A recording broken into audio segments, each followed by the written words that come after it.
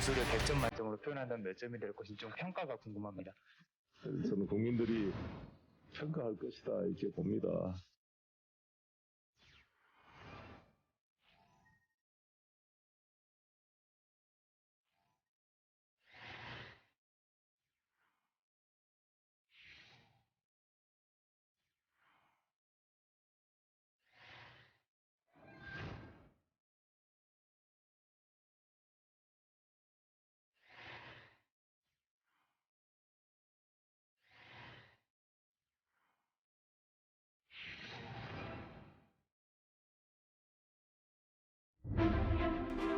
안녕하십니까.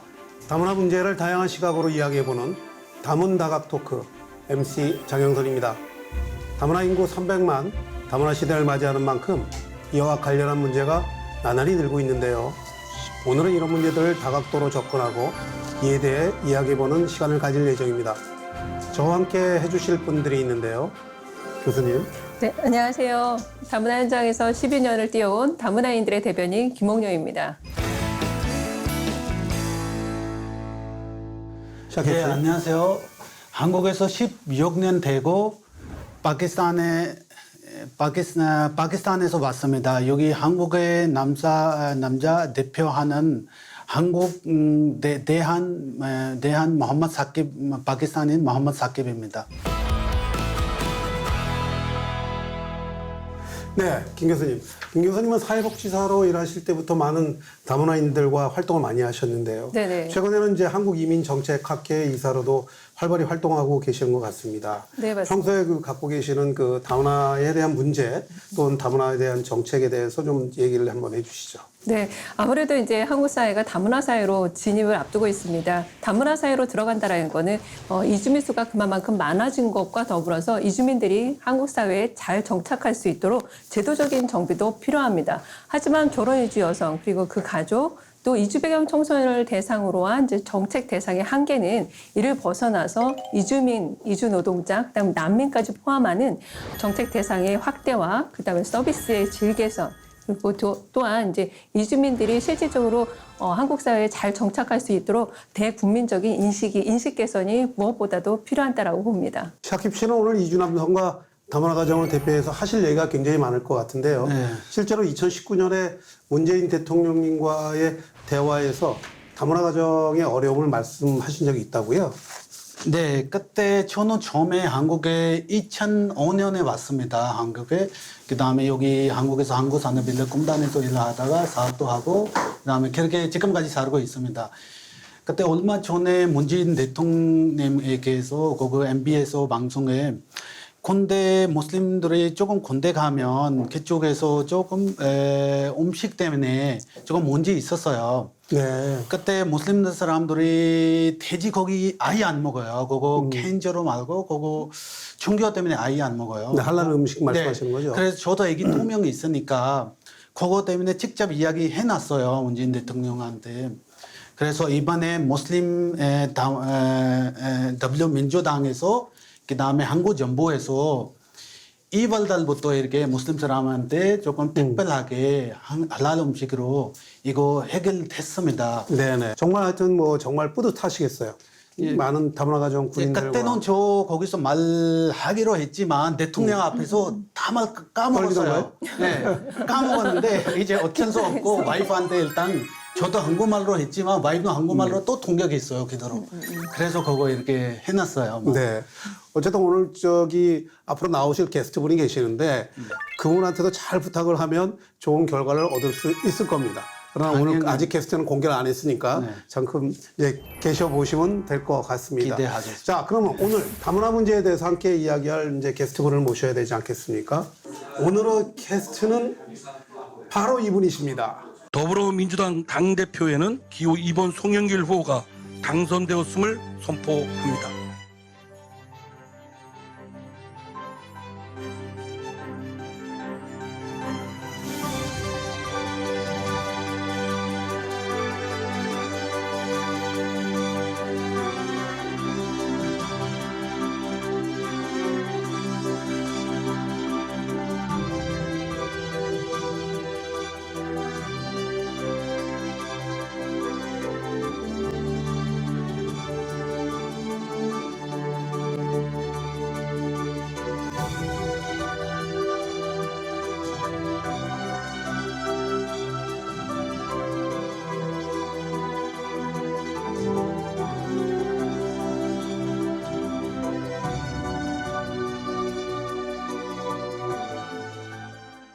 다시 한번 민주당을 믿고 국정을 맡겨도 되겠다는 마음을 먹으실 수 있도록 끊임없이 변화하고 쇄신해 나가겠습니다. 인천의 남자 더불어민주당 대표 송영길 의원님 나와주셨습니다. 안녕하세요. 네, 안녕하세요. 반갑습니다. 네. 인천의 남자요.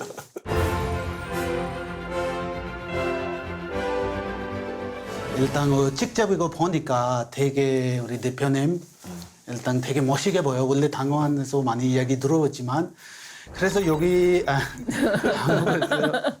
한국에서 외국인 점점 조금 많이 살고 있습니다. 여기서 대학생들도 있고 사업하는 사람들도 있고 근로자들도 많이 있습니다. 우리 다문화 가정이 이미 외국인이 한 250만이 넘었기 때문에 5천만 인구 중에 거의 이제 한 5%가 네네. 외국인이 됐습니다. 그중에 다문화 가정을 꾸리는 사람은 한 8%라니까 아직 적은 편이고 대부분이 근로자들 뭐 이런 분들이 많은 상황인데요. 다문화 가정은 이제 우리 한국 사회의 중요한 구성 요소가 되어 있고 또 여기서 우리 한국인과 결혼해서 여기까지 나와서 가정을 이루신 분들은 더욱더 소중한 우리 사회의 구성원이기 때문에 이 다문화 가정이 우리 사회의 중요한 역동력으로 작용할 수 있도록 잘 배려를 해야 된다 봅니다. 여러 가지 그 부족한 점이 있지만 계속 다문화 가정에 있는 많은 분들이 사회 활동에도 적극 참여하고 우리 하킴 씨처럼 이렇게 방송에도 나오고 이렇게 해서 상호 소통하는 게 필요하고 특히 정당 활동도 하시고 그래서 더욱더 보기가 좋은 것 같습니다. 그 우리 송영길 대표님은 그동안 이제 꾸준히 당 대표에 도전하셨다가 이제 무려 3수 끝에 당선되셨잖아요. 좀 어떠신가요? 좀 저 3수 끝에 당 대표가 되시니까 이런 것이 좋더라 싶은 것도 좀 있을 것 같고 주변 의원님들의 뭐 대우가 좀 달라지셨나요? 어떠신지 모르겠습니다. 그렇죠. 얼굴이 좀 좋아졌잖아요. 네.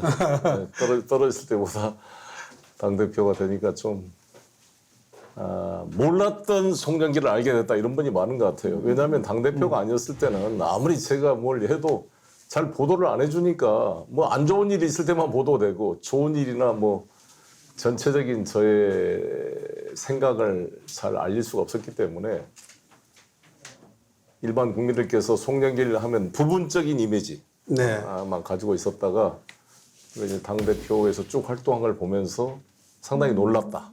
아, 송영길이가 저런 사람이었어? 이런 분들이 많은 것 같아요. 그래서 몰랐던 새로운 모습을 발견하게 됐다. 이게 큰 뭐 대표가 된 장점인 것 같습니다. 아, 예, 그렇군요. 네, 제가 오늘 송영길 대표님이 나오신다고 하셔서 한번 조사를 쫙 해봤습니다. 한번 맞는지 읊어볼까요? 네, 전남 고흥에서 4남 2녀 중 넷째로 태어나신 송영길 대표님. 6남매 중에서 무려 4분씩이나 고시를 패스하면서 동네에서는 고시남매라고 불리기도 했습니다. 이후 연세대학교에서 총학생회장을 또 역임하셨습니다. 그러나 안타깝게도 안타깝다라기보단 지금의 정치인을 만드셨죠. 총학생회장이 되시면서 하라는 공부는 안 하고 민정당사를 점검을 하시면서 활동을 하시다가 결국에는 이제 구속을 당하시게 됩니다. 그 이후로 인천에 이제 내려오셔서 건설 현장, 그다음에 배관 용접고, 그다음 택시 기사로 7년간 일을 하시게 됩니다. 7년 동안 일을 하시면서 무엇보다도 노동자 편에서 법률적인 지식이 필요하다는 걸 느끼시고 무려 2년 만에 고시를 패스하시게 됩니다. 이후 이제 노동자를 위한 인권 변호사로 일을 하시게 되죠. 1999년 인천, 계양, 그다음 강화 각 지구에서 국회의원으로 출마하셨지만 아쉽게도 낙방을 하셨습니다. 하지만 또 도전이 기회가 될 수 있죠. 2000년도에 이제 또 다시 인천 계양구 국회의원으로 출마하시면서 드디어 당선을 하시게 됩니다. 이후에 17대, 18대에 국회의원으로 당선을 하셨고요. 2010년에는 인천의 광역시장을 또 역임하시게 됩니다. 이후부터 승승장구 지금까지 걸어오셨죠. 교수님께서 저기 당대표님보다 더 잘 그 이력을 깨고 계시는 것 같아요. 외웠습니다. 그러십니까? 열성적인 지지자다 보니까. 예. 팬덤이시구나, 역시. 네, 여기도 BTS 못지않은 또 팬덤이 형성되고 있습니다. 과분하게 소개해주셔서 고맙습니다. 참 이제 우리나라도 300만 이제 다문화 시대에 이루었는데요. 대표님께서도 평소에 이제 다문화 문제에 이제 관심이 많으신 걸로 알고 있습니다. 네. 근데 우리나라에서 다문화 문제 중 가장 관심을 갖고 계시거나 또 개선하고 싶은 부분이 있다면 어떤 것들이 있을까요? 글쎄, 이제 다문화의 문제가 제일 우리 한국인 남성과 주로 외국 여성과의 가정을 이룬 경우가 많잖아요. 그중에 제일 많은 분들이 중국에서 오신 분들과 그다음에 베트남 이쪽에서 오신 분들인데 아시다시피 비극적인 일이 있었습니다. 부산에선가요? 어느 지역에서 그 남편한테 살해당한 젊은 네네, 베트남 네네. 신부가 있었어요.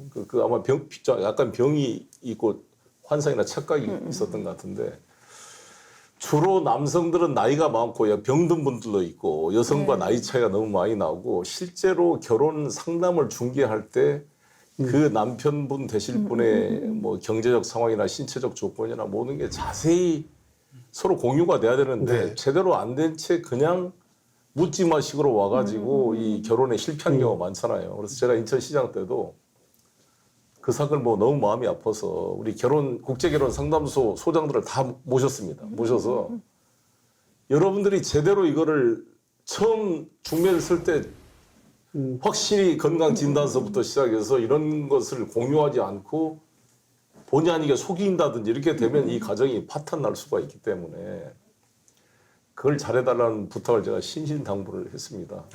그런 결혼 중개에서부터 잘 맺어질 수 있도록 다양한 분석들을 해가지고 해주는 게 제일 중요할 것 같고요. 그렇게 되면 또 그렇지 않고 뭐 사기 결혼이다 뭐 이부터 시작해서 여러 가지 논란이 발생할 수가 있잖아요. 지금 이제 대표님께서 뭐 계시는 동안 이제 많은 변화가 있으셨을 텐데요. 그 중에서 또 원하시는 바와 또 어떤 부분들이 또 구체적으로 또 개선이 됐는지 간단하게 얘기해 주실 수 있을까요? 제가 지금 국회의원은 5번째 하고 있습니다. 근데 제가 인천시장 했을 때가 아무래도 국회의원 때 할 수 없었던 거를 많이 경험하게 됐고요. 왜냐하면 300만 도시 전체를 책임져야 된다 보니까 여기 이제 많은 외국인 근로자들 또 뭐 탈북자들 또 우리 중국 동포들 많이 살고 있었습니다. 그래서 제가 우리 다문화 가정을 책임질 계약직 공무원을 뭐 중국 동포 중에 한 분을 임명했고요.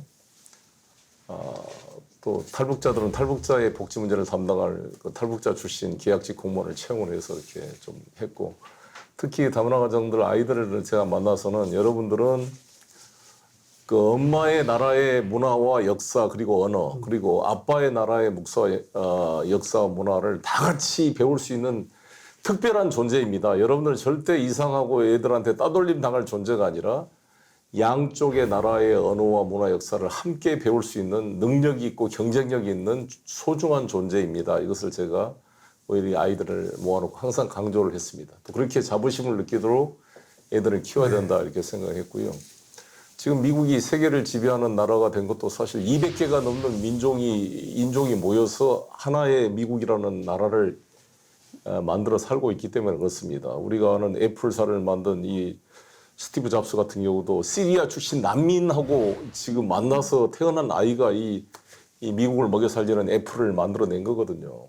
그러니까 그런 것처럼 우리나라도 이 다문화 가정 아이들이 우리 사회의 커다란 지도자로 성장해 가고 케냐 출신 흑인과 결혼한 그 다문화 가정 일종의 흑인 혼혈 아이가 미국 대통령 오바마가 된 거 아니겠습니까? 네. 우리 뭐 샤킴도 마찬가지고 우리 여기서 이제 애도 낳았죠. 예, 도면에 있습니다. 그러니까 여기 이렇게 태어난 아이들이 국회의원도 되고 대통령도 되지 말란 법이 없거든요. 그래서 우리 한국 사회가 이렇게 국제화되고 열려 있고 많은 다문화 가정이 와서 이 대한민국 사회를 같이 만들어가는 사회로 갈 수밖에 없다 앞으로. 이렇게 우리가 출산율도 낮고 그래가지고 그래서 근데 이걸 잘 하지 못하면 이제 독일이나 프랑스, 유럽이 지금 종교 문제하고 인종 문제로 갈등을 많이 겪고 있잖아요.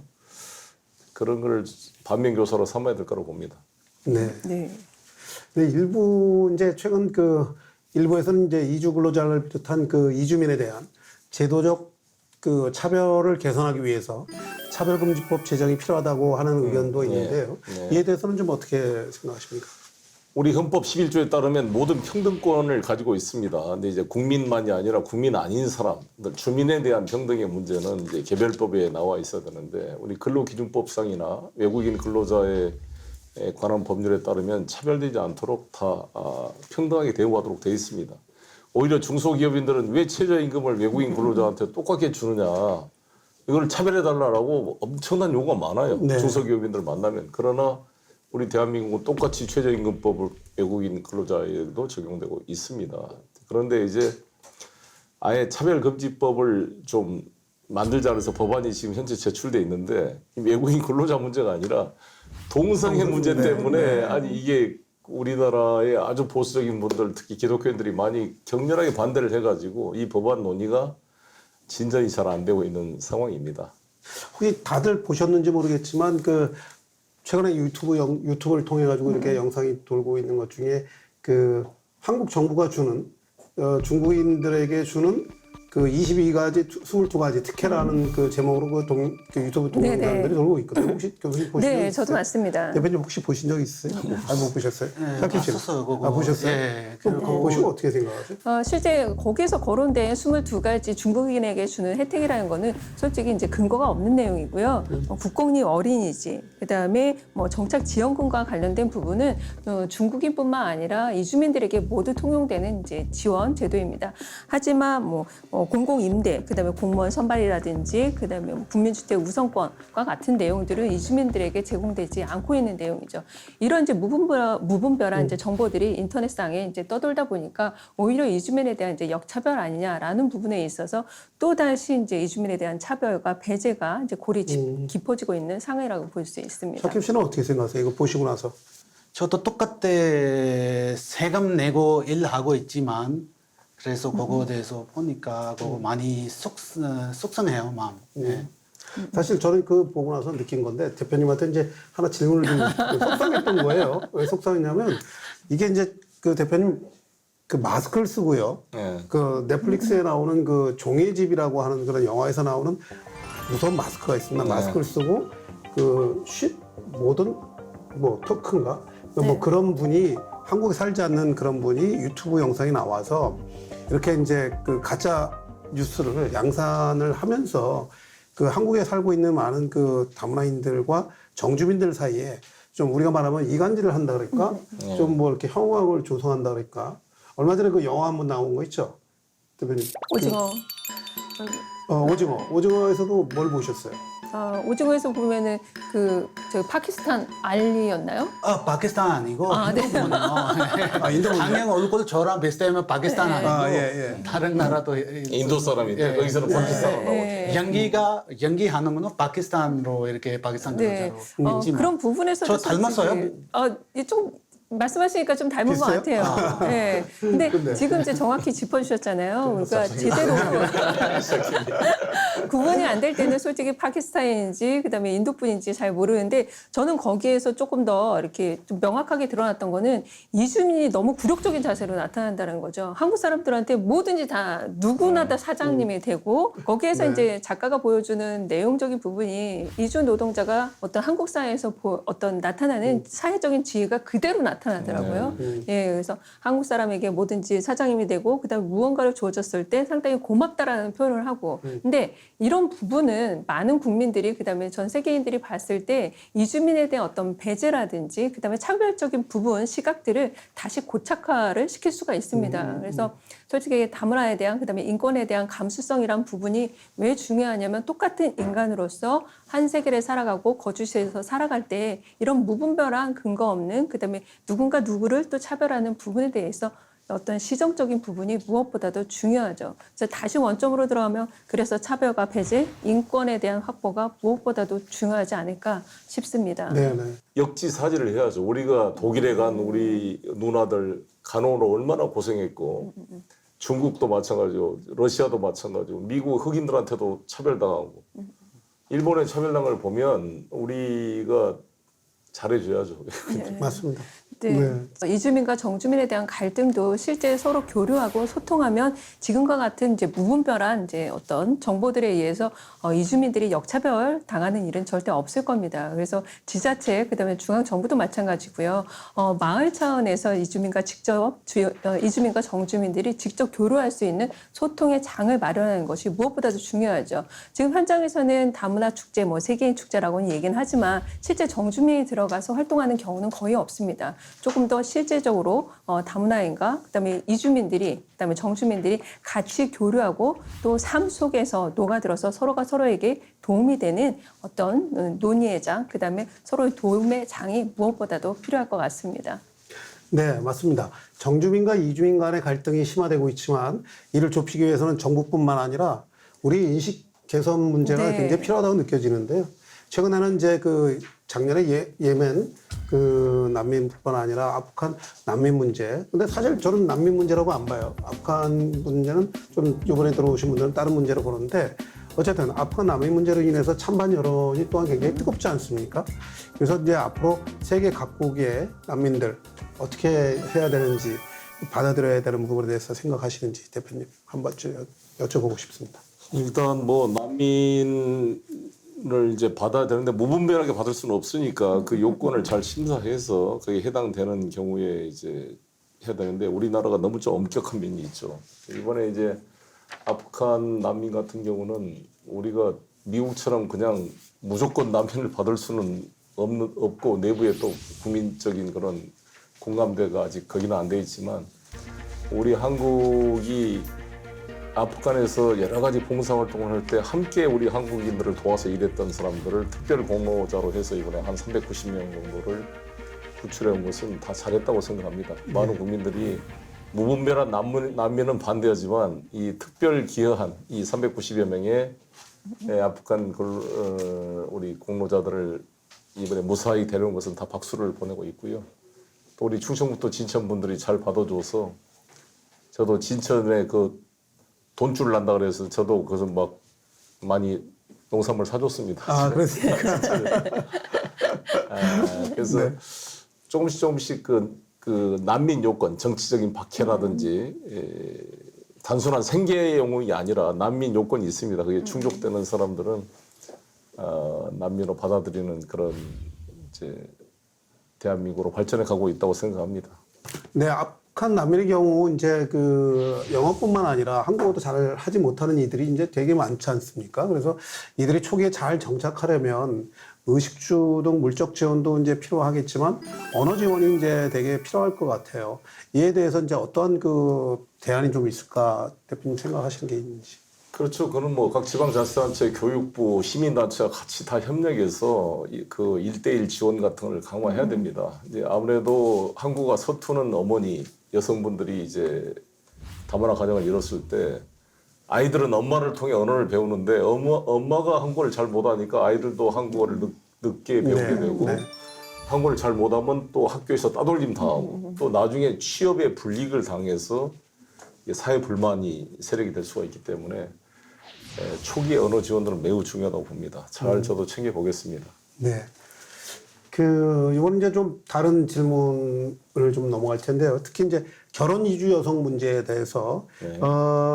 우리나라에 와서 많은 이제 차별 등으로 상처를 받고 좀 본국으로 돌아가시는 분들이 많은데요.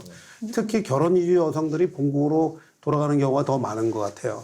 이들 중 이제 대부분은 언어나 문화 차이 외에도 보수적인 한국 문화를 굉장히 이제 힘들어하고 잘 이겨내지 못한다고 하는 것 같은데 교수님 생각은 좀 어떠신가요? 네, 솔직히 한국 여성분들에게도 조차 한국식의 이제 가부장적인 문화는 상당히 힘들 수밖에 없습니다. 하물며 이주를 한 결혼 이주 여성에게는 더더군다나 힘들겠죠. 이에 대해서 근본적인 이제 대책이 필요할 것 같은데 혹시 대표님은 또 어떤 의견을 말씀해 주실 수 있을까요? 우리 한국인 남성이나 한국 여성과 결혼한 분들은 국적을 얻을 수가 있잖아요. 일정 조건이 되면. 그런데 이제 이혼했을 경우가 문제인데 이혼했을 경우에도 일정한 생계 요건이나 이것들이 인정이 되면 간이 귀화 제도를 통해서 또 귀화를 할 수가 있습니다. 특히 또 한국인과의 가정을 이뤘다가 아이를 이제 태어났을 경우는 더 간이 귀화 요건이 더 쉽게 될 수가 있고요.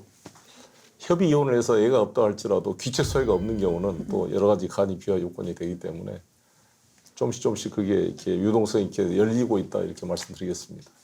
네. 결혼 이주 문제는 누구보다도 혹시 샤킴 씨가 많이 겪고 있을 텐데요. 예. 네. 일단 여기 한국에서 결혼 거기 여성 이런 거 조금 혜택이 많지만 결혼하는 거 남자들한테 한국 여자랑 결혼하는 거 남자들이 많이 혜택이 없어요. 예를 들어서 한국으로 이민한 남성에 대한 혜택은 예, 많이 없습니다. 없다. 예, 똑같아요. 차별을 차별 많이 없습니다.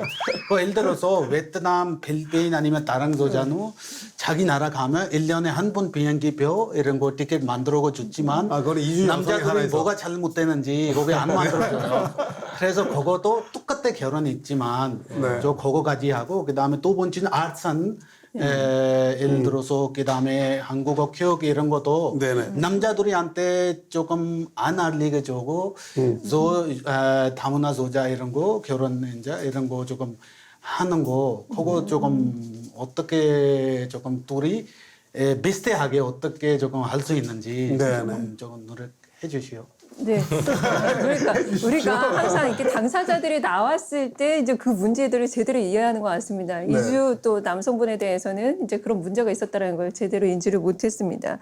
특히 이제 다문화 이야기를 하다 보니까 결혼 이주 여성 같은 경우에는 이혼했을 경우 이제 본국으로 돌아갔을 때 자녀에 대한 비자 갱신 시 이제 문제가 발생할 수 있습니다. 그래서 이때 또 아버지의 동의가 필요한데 이혼한 아버지잖아요. 근데 어떤 비자 갱신에서 동의를 하지 않았을 경우에는 본국에서 공공교육이라든지 의료 혜택에서 또 제외되는 경우들이 많아서 이에 대한 또 근본적이고 현실적인 이건 삶과 연결이 된 거기 때문에 문제 개선이 또 시급하다고 봅니다. 사실 우리 송영길 대표님은 인천시장 시절에 전국 최초로 기숙형 다문화 대안학교를 설립하시는 등 다문화 가정이나 다문화 청소년을 위해서 하신 일이 굉장히 많은 거로 좀 알고 있습니다. 그래서 몇 가지만 좀 소개해 주시면 좋겠습니다. 교육 지원, 특히 아이들에 대한 교육 지원에 대한 저는 관심을 많이 가지고 있었는데 여러 가지 아직도 취약한 게 많습니다. 보완해야 될 게. 그래서 특히 다문화 가정 출신들이 사실 지방 의원도 진출하고 이렇게 해서 네. 자기 목소리를 조직화할 정도가 아직 안 되잖아요. 네네. 아직 5%. 네. 또 다문화 가정은 전체 250만 외국인 중에 한 8%밖에 안 되니까. 사실 코로나19와 관련해서 문제가 또 하나가 있죠. 그러니까 바로 재난지원금에 대한 이야기인데요. 이에 대해서 요즘 이제 말들이 좀 많더라고요. 샤킵 씨, 레스토랑 하고 계시는데 어떠세요? 레스토랑은 지금 폐업하게 됐는 거 상황이에요. 폐업이요? 예. 네네. 지금 몇 년 동안 운영을 하셨어요? 그 4년 정도 했었어요. 네네. 예, 그거 하다가 지금은 어차피 코로나 때문에 다 식당, 외국인 식당 아니면 한국인 식당 다 마찬가지예요. 조금 장사 안 되니까. 두 번째는 여기서 한국 법로 아까처럼 말하는 거는 저는 요리사 신청하기로 했지만 그래서 그거 물어보니까 한국 사람 두면 지금 3개월까지 있어야 돼요.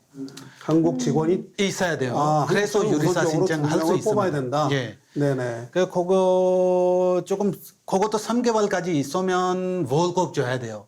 예를 들어서 그럼 저도 요리 못 되고 예를 들어서 식당 시작하기에는 돈 거기서 벌어서 월급 줄 수 있지만 요리하는 그 사람도 없지만 어떻게 거기 한국 사람한테 월급 줄 수 있나요? 식당에 의무 고용하는 것이 법으로 규정이 돼 있나요, 교수님?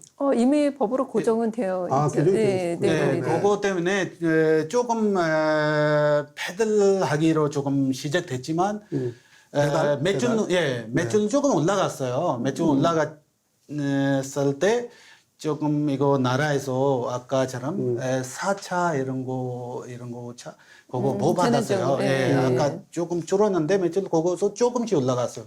갔어요. 그거 때문에 그거 여러 가지 보고 되게 조금 헷갈리 있으니까 그거 때문에 이번에 조금 그냥 폐업하기로 됐어요. 다시 한번 빨리 용기를 내 가지고 다시 재개업하시기를 이렇게 바라겠습니다. 이런 상황에서 이주민 재난지원금까지 이제 기준이 지자체별로 다르다고 말씀하셨잖아요. 네네. 이 문제에 대해서 대표님은 어떻게 좀 생각하고 계시는지? 네, 뭐 자세한 걸 체크를 해봐야 되겠습니다만 현재 우리 샤킴 씨 같은 경우는 우리 대한민국 국민이잖아요. 예. 국적을 받았으니까 차별은 없을 거고요. 제가 손실보상법이 이제 통과됐는데 손실보상이 이제 액수가 그렇게 충분치는 않지만 그 우리 국내에서도 손실보상 대상에 대한 그 경계가 있기 때문에 되지 않는 쪽하고 불만이 또 많아요. 이걸 외국인하고 문제뿐만 아니라 네네. 우리 대한민국 국민 내부에도 문제가 많고 재난지원금도 100%가 아니라 지금 88% 지급 때문에 논란이 많은 것처럼 잘 체크를 해보도록 하겠습니다.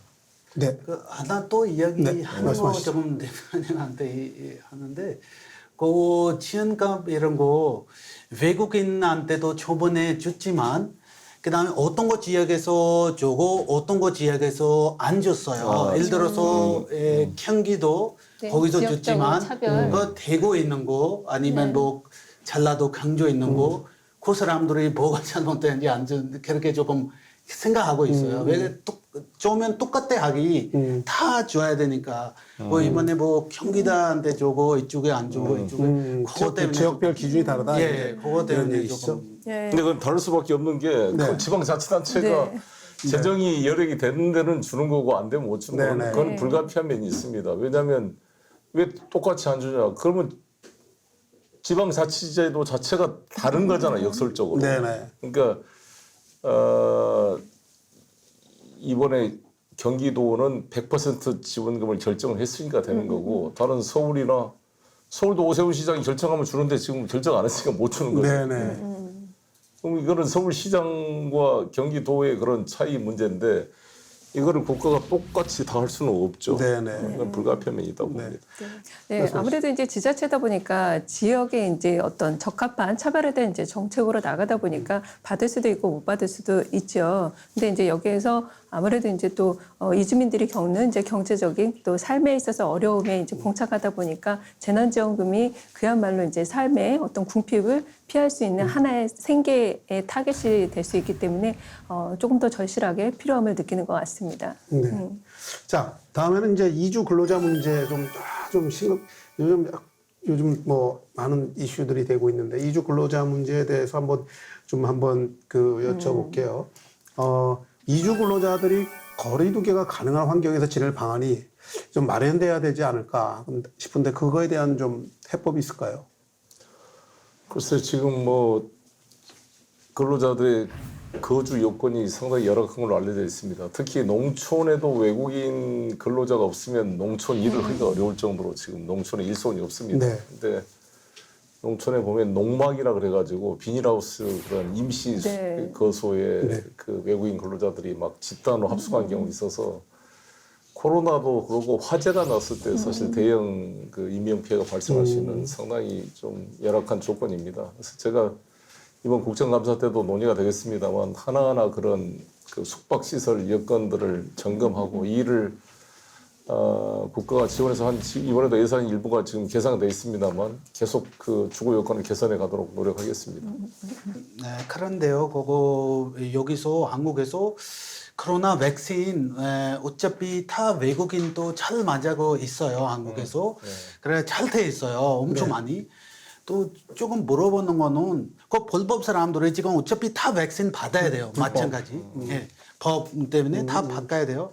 받아야 돼요, 백신. 그거 때문에 불법 사람들이 조금 가면 잡을 수 있다. 그렇게 조금 많이 생각하고 있어요. 네네. 조금 어차피 받았지만 그래도 이런 거 사람들이 또 있어요. 네네. 이 불법 근로자들이 백신 맞으러 갔을 때 잡혀가지 않을까라는 네, 두려움 네. 때문에 안 만다는 거 아니겠습니까? 네. 근데 그런 건 아마 백신에 그렇게 하지 않도록 돼 있을 텐데 그것도 잘 체크를 해보도록 하겠습니다. 예. 백신 문제도 있지만 이제 미등록 체류자일 경우에 산업재해에 관한 보상을 받지 못하는 일들이 많이 일어나고 있잖아요. 최근 글쌓기에 치여서 이제 목숨을 잃은 이주 근로자에게 사업주가 이제 미등록 체류자라는 이유로 이제 보상하지 않겠다고 버티는 일이 좀 종종 발생했는데요. 이런 일이 발생하지 않게 이제 대책이 필요할 것 같습니다. 대표님 어떻게 생각하시는지?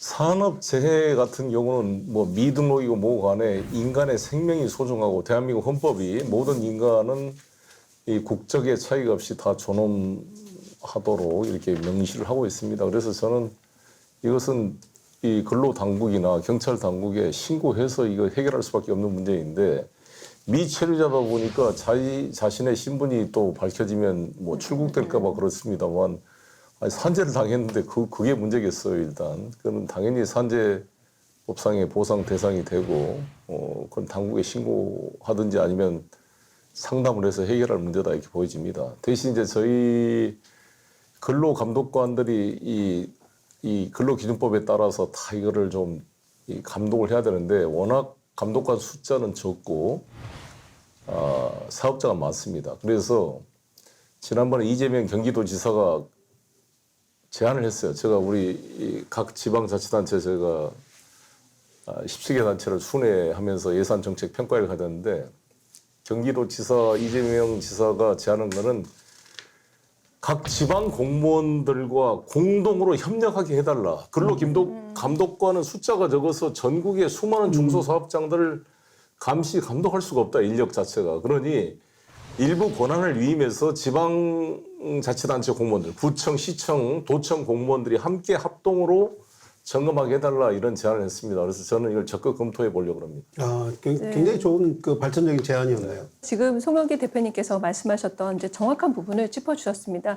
근로감독관에 대한 철저한 어떤 이제 인력수가 부족하다 보니까 서로 지방자치제끼리 연대를 해서 감독을 높이고 오히려 생명에 대한 존중권이 들어가 있기 때문에 일단 산재를 발생이 됐을 때 즉각적인 어떤 처리, 진행이 무엇보다도 중요하다는 내용인 것 같습니다. 이번에 저희 국회에서 중대재해 기업 관련에 대한 처벌을 강화하는 법이 통과됐습니다. 이제 시행령이 공시돼서 거의 이제 이번에 통과됐는데요. 이거 법이 되면 이제 기업들도 많이 부담을 느낍니다. 그래서 이런 안전 관리 이런 걸 강화시킬 거고요. 특히 우리 이주 노동자뿐만 아니라 우리 이 국내 근로자들도 산재 피해가 너무 커요. 그래서 이게 산재를 줄이기 위해서 중대재해 기업주를 처벌하는 법을 이제 만들게 된 것이죠. 근데 이제 이주 노동자들이 더 높은 이유는 아무래도 우리 말을 잘 못 알아듣으니까 작업 지시를 잘 이해하지 못한 면이 있고 또 이 공장 환경이나 주변 환경이 낯설은 면이 있죠. 그리고 또 종사하는 업종 자체가 이미 그런 위험이 높은 지역에 내국인들이 안 가려고 그러니까 외국인 근로자들이 그런 3D 업종을 맡다 보니까 이런 게 이제 중첩돼 있을 것입니다. 그래서 이런 것에 대해서는 저도 고용노동부의 보고를 받고 철저히 더 개선 방안을 더 찾도록 노력하겠습니다. 무엇보다도 이제 대표님께서 정확한 문제를 짚고 계시기 때문에 정책 위반자가 결정권자가 얼마만큼 정책에 대해서 관심을 갖느냐에 따라서 정책이 통과되기 때문에 일단은 이제 좀 밝은 미래로 보고 싶습니다. 네. 최근에는 이제 그 임시주택, 컨테이너, 비닐하우스 등 이주 근로자의 가설 건축물 숙소에 대한 논의가 좀 많이 일었었는데요. 이에 따라서 이제 이주 근로자 근로 여건 개선 방침이 좀 있지 않았어요? 그런데 이제 최근에 이제 농축어업자들의 반발이 굉장히 심각했다고 하더라고요. 어떻게 보시는지? 일부 이제 농축어업자들 같은 경우에는 이주 근로자들이 현장과 가까운 곳에서 숙소하길 원하니까 비닐하우스를 원한다. 그리고 솔직히 당사자들도 사업주들도 숙소를 마련할 비용이 없다 보니까 뭐 컨테이너라든지 비닐하우스촌에서 묵는다. 그렇기 때문에 이 우리 자체도 실제 어떤 숙소에 대한 부분을 마련할 여지가 없기 때문에 본 지침에 대해서 강하게 반발을 하고 있습니다. 참 어려운 이야기인데 사실 제 지역구도 인천 계양구가 도농 복합 지역이어서 지금 시골에 이제 논길을 가다 보면 이렇게 농막이라 그래서 그 비닐하우스로 이렇게 가문을 지어놓고 거기서 막 노래방 기계 소리가 많이 들려요. 요즘 코로나 때문에 다 못 노니까 거기서 모여서 막 노래도 부르고 자고 그러니까 아주 저는 불안해요. 그게 특히 겨울철 되면 이제 거기 난로 같은 게 잘못되면 화재가 날 수가 있고 그러는데 거기에 주로 막 7, 8명씩 이제 외국인 근로자들이 거기에 숙박을 하고 있다는 거예요. 근데 이거를 이제 제대로 된 건축물을 만들 능력이 여유가 없으니까 임시로 이렇게 허가를 해달라. 만약 그걸 하지 않으면 이제 외국인 그 고용 허가를 안 해주게 되면 당장 농사를 질 수가 없으니까 농어민들의 반발 또 축산인들의 반발이 큽니다. 그래서 이것은 좀 떨어진 곳에 건축을 하면 또 아까 말씀한 대로 그 출퇴근 이동 수단과 비용 이런 문제가 또 안 되고 그래서 상당히 난제가 많아요. 그래서 이거를 각 지자체별로 공동 숙소를 뭐 구성한다든지 이런 대안을 만들 수밖에 없지 않을까 생각합니다. 다문화 방송 같은 데서도 역할을 많이 해주세요. 그걸 많이 좀 다뤄주고 그래서 사회적 인식을 환기시키는 게 중요할 것 같습니다. 네, 오늘 송영길 대표님과 다양한 이야기를 나눠봤는데요. 2015년에 주택가격의 10%만 있으면 누구나 집을 가질 수 있다라고 누구나 집 프로젝트의 최초 입안자이시기 때문에 그런 같은 의도에서 이주 근로자들의 안정적인 숙소나 주거에 대한 뭐 좋은 계획이 있으면 세워주셨으면 하는 그런 바람입니다. 앞으로 정치 활동하시면서 계획이 있다면 어떤 것들이 있으실까요? 지금 우리 사회 가장 중요한 문제가 부동산 문제 아닙니까? 근데 부동산 문제를 근본적으로 해결할 수 있는 그것이 바로 누구나 집 프로젝트라고 생각합니다. 우리 사회의 한 예를 들면 우리 전세 제도라는 게 전 세계 유일하게 우리나라가만 있습니다. 보통 내가 5억짜리 집을 가지고 있다 그랬을 때 전세는 집값이 한 80% 정도 되잖아요. 네. 그럼 4억 전세 낸 사람이 있고 집 주인은 4억 전세금을 끼고 자기 돈 1억 보태가지고 5억짜리 집을 샀어요. 근데 이 집값이 1년 만에 10억이 됐다 그래요. 보통 지금 막 2배로 올랐잖아요. 2, 3년 만에. 그러면 5억짜리가 10억이 됐는데 그 5억의 돈을 1억 낸 사람 집주인이 다 가져가는 거잖아요. 네. 네. 집값의 80%를 낸 이 전세 세입자, 임차인은 4억이나 되는 돈을 내놓고 집값이 2배로 뛰었는데 자기한테는 한 푼도 뭐 얻지를 못하고 오히려 집값이 올랐다고 전세금을 4억에서 7억을 올려주라. 한 3억을 더 올리라 그러면 내가 전세 사는 사람이 얼마나 억울하겠습니까? 그러니까 집값이 오른 것도 배 아픈데 그걸 나눠주긴커녕 집값 올랐다고 전세금을 더 올려달라 부담해야 그러니 되는. 기가 막힌 일이거든요. 그러니까 이게 우리 한국 사회의 가장 큰 지금 불만과 분노가 쌓여 있는 겁니다. 그래서 누구나 집 프로젝트의 핵심이 뭐냐? 집값 오는 걸 나눠주겠다는 거예요, 그냥. 네네. 임차인하고 임대인 나눠 갖게 만드는 게 핵심 구조입니다. 그러면 집값이 오르더라도 걱정이 없고 선호할 것 같아요. 집을 누구나 집을 만들 때 확정 분양가로 그러니까 임차인으로 살지만 10%를 네. 투자하면 10년 뒤에 이 집값이 오르더라도 최초의 분양가로 살 권리를 주는 겁니다. 지금 우리 미다시티 1098가구가 현재 건설 중에 있는데 그러니까 3억 5천만 원짜리 32평이 근데 3,500만 원을 투자를 하면은 10% 지금 10년 뒤에 이게 10억이 되더라도 3억 5천에 살 수 있는 권리를 가지고 있어요. 그러면 내가 임대해서 지금 임차인으로 살더라도 옆에 집값이 오르더라도 걱정이 안 되는 거죠. 아무리 집값이 오르더라도 나는 최초의 가격으로 살 권리가 있으니까 이렇게 하자는 거고 우리 이제 이주민이라든지 모든 이제 서민들에 대한 집 문제는 어떻게 해결할 거냐. 근데 저는 집을 망으로 연결시키내고 가사를 산업으로 바꾸자. 우리가 먹고 자고 사는 게 다 산업인데 이걸 산업으로 바꿔내면 집이 단순히 주거 공간이 아니라 일자리 만드는 공간이 될 수가 있습니다. 집을 통해서 새로운 일자리를 만들고 소비 생산의 포탈이 되게 할 수 있다는 구상인데요. 대통령 후보의 공약사항으로 이런 문제를 담아내겠습니다. 특히 오늘 주신 뭐 샤킴 씨 말씀이나 다문화 가정들 이주 근로자들의 문제 이런 문제도 새로운 이제 대통령 선거 과정에서 다 대통령 후보들이 이거를 공약으로 이제 정리해 낼 때 많은 목소리를 내주세요. 내줘서 여당이든 야당이든 대통령 후보께서 우리 사회의 다문화 가정에 대한 미래 비전을 제시할 수 있게. 그래야 샥심이도 투표권이 있죠. 대통령 후보 찍을 하고 있어요. 찍을 권리를 가지고 있으니까 그렇게 해서 우리 사회가 좀 더 열린 사회로 발전해 가야 되지 않을까 이렇게 생각합니다. 네, 말씀 잘 들었습니다. 네, 앞으로도 소외된 이웃을 먼저 챙기는 의원님의 역할을 기대하겠습니다. 대한민국은 문화적 확장을 통해서 세계로 뻗어가야 한다는 신념을 갖고 계신 송영길 더불어민주당 대표님과 함께 다문화 문제에 대해 이야기해봤는데요. 다문화인들이 차별받지 않고 소외되지 않는 국격을 갖춰야 비로소 국제사회에서 외교적 역량을 펼칠 수 있는 선진 대한민국이 될 것입니다. 오늘 이 시간 마무리하겠습니다. 감사합니다. 감사합니다.